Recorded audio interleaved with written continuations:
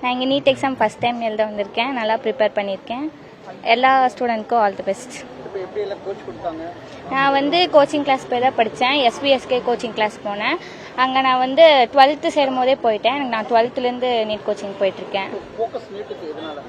ஏன்னா எனக்கு எம்பிபிஎஸ் ஆகணும்னு ஒரு ட்ரீமு, அதனால நான் நீட் ஃபோக்கஸ் பண்ணுறேன். ஆமாம், தேங்க்யூ. என்னோட பேர் சுஜித்ரா சார்.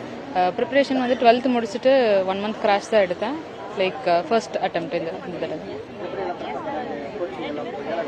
கோச்சிங் தான் 1 month போயிருக்கேன். That's it.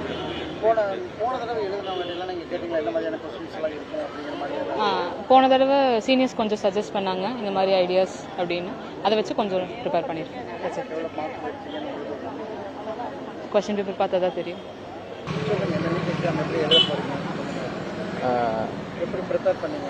ப்ரிப்பரேஷன் எக்ஸாம் முடிச்சுட்டு இந்த 40 daysல கிராஷ் கோர்ஸ் தான் போனேன்.